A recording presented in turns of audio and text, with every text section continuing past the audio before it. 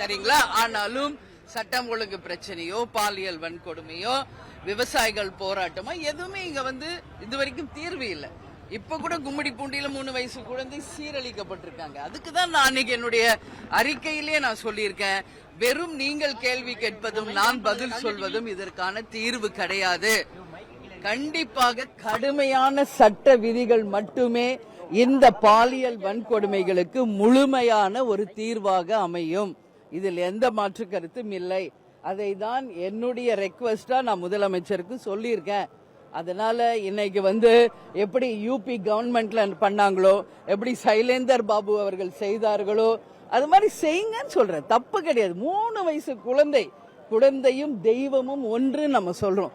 அப்ப இவங்கெல்லாம் மனிதர்கள் இல்லை, மிருகங்கள்.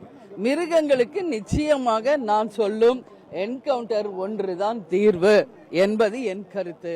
இல்லைன்னா நீங்க என்ன டெய்லி கேள்வி கேட்டுக்கிட்டு தான் இருப்பீங்க, நானும் அதுக்கு பதில் சொல்லிக்கிட்டு தான் இருப்பேன். இது தீர்வு கிடையாது.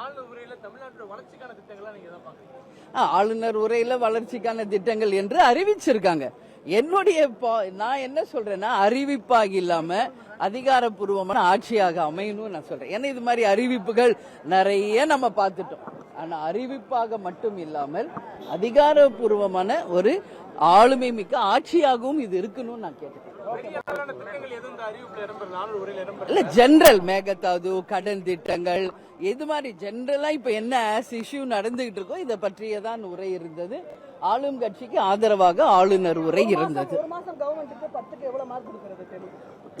மார்க் இன்னும் டைம் இருக்கு. ஜஸ்ட் 1 month முடிஞ்சிருக்கு. பாப்போம், பொறுத்திருந்து பார்ப்போம். ஆமா, இது இருக்கணும் நான் கேட்டேன். இல்ல, ஜெனரல் மேகதாது கடன் திட்டங்கள் இது மாதிரி ஜெனரலா இப்ப என்ன இஷ்யூ நடந்துகிட்டு இருக்கோ இதை பற்றியதான் உரை இருந்தது. ஒரு ஆளுமை மிக்க ஆட்சியாகவும் இது இருக்கணும்னு நான் கேட்டேன். இல்ல, ஜெனரல் மேகதாது கடன் திட்டங்கள் இது மாதிரி ஜெனரலா இப்ப என்ன இஷ்யூ நடந்துகிட்டு இருக்கோ இதை பற்றியதான் உரை இருந்தது. ஒரு ஆளுமை மிக்க ஆட்சியாகவும் இது இருக்கணும்னு நான் கேட்டேன். இல்ல, ஜெனரல் மேகதாது கடன் திட்டங்கள். ஆமா, இல்ல 6000 கோடி இதனால அரசுக்கு கூடுதல் செலவுன்னு இன்னைக்கு படிச்சாங்க, பார்த்தேன். நான் என்ன சொல்றேன், ஆனா விவசாயிகள் இதுல திருப்தியா என்ற கேள்விதான். ஒன்னு பயிர்க்கடன் தள்ளுபடினா எல்லாருக்கும் ஒரே மாதிரி முறையாக அனைத்து விவசாயிகளுக்கும் முறையான பயிர்க்கடன் தள்ளுபடியாக இருக்க வேண்டும் என்பதுதான் தேமுதிகவின் நிலைப்பாடு. அது அவங்க கிட்ட தான் கேட்கணும், எங்க கிட்ட கேட்கணும். பிளே ஸ்டோர் மற்றும் ஆப் ஸ்டோரில் இருந்து பாலிமர் செயலியை QR கோடு மூலம் பதிவிறக்கம் செய்யுங்கள். செய்திகளை உடனுக்குடன் பெறுங்கள்.